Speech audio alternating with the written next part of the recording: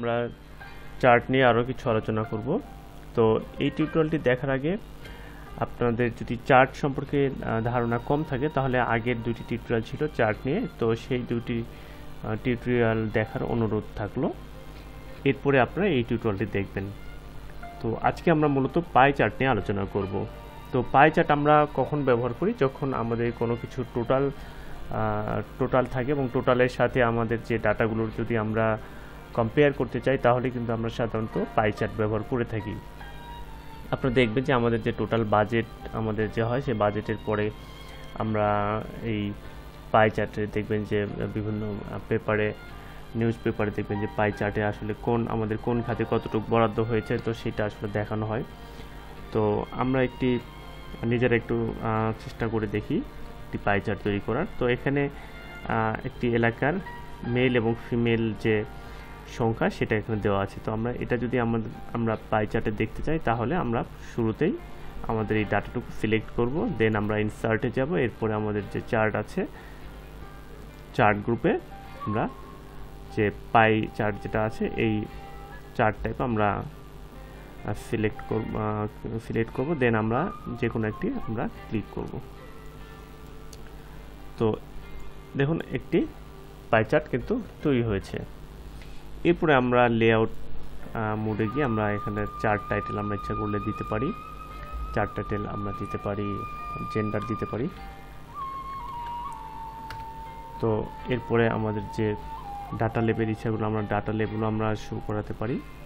তো এগুলো কিভাবে করতে হয় এই বিষয়গুলোর উপরে আমরা এর আগে টিউটোরিয়ালে বিস্তারিত আলোচনা করেছিলাম, এই জন্য এখানে এই বিষয়ে বেশি আলোচনা করছি না। তো এইভাবে আমরা পাই চার্ট তৈরি করতে পারি।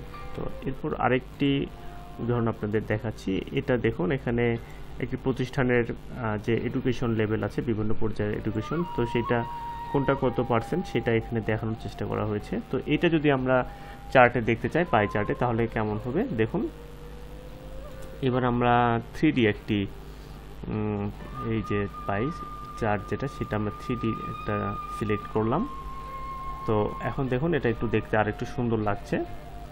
তো এটা হচ্ছে 3D পাই চার্ট। তো এরপরে আমাদের যে ডিজাইন আছে আমরা ইচ্ছা করলে ডিজাইনগুলো চেঞ্জ করতে পারবো, ডিজাইনগুলো কিন্তু এইভাবে চেঞ্জ করতে পারবো।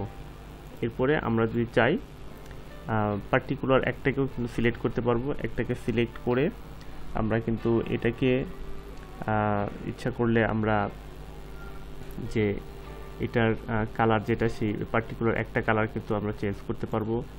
দেখুন এভাবে কিন্তু আমরা ইচ্ছা করলে একটা একটা করে কিন্তু করতে পারবো। প্রথমে দেখুন পুরোটা সিলেক্ট হচ্ছে, এরপরে আরেকটা ক্লিক করলে পার্টিকুলার আমার একটা পার্ট কিন্তু সিলেক্ট হচ্ছে। তো এইভাবে আমরা এই চার্টটাকে আমরা ফরম্যাট করতে পারবো।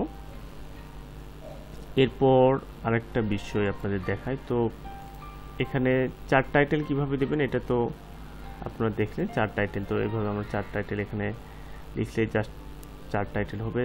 তারপরে এখানে যে আমাদের ডাটা লেভেল, যেটা ডাটা লেভেল আমরা ইচ্ছে করলে ভিতরে দিতে পারি, ইচ্ছে করলে ডাটা লেভেল আমরা বাইরে দিতে পারি। তো এইভাবে আমরা ডাটা লেভেল ব্যবহার করব।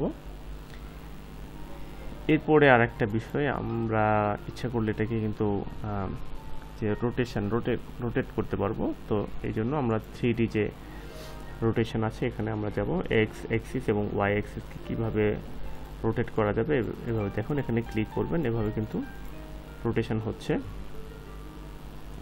ঠিক একইভাবে ওয়াই অ্যাক্সিসকে কত ডিগ্রিতে রোটেশন করবেন সেটাও কিন্তু এখান থেকে ইচ্ছা করলে আপনি করতে পারবেন।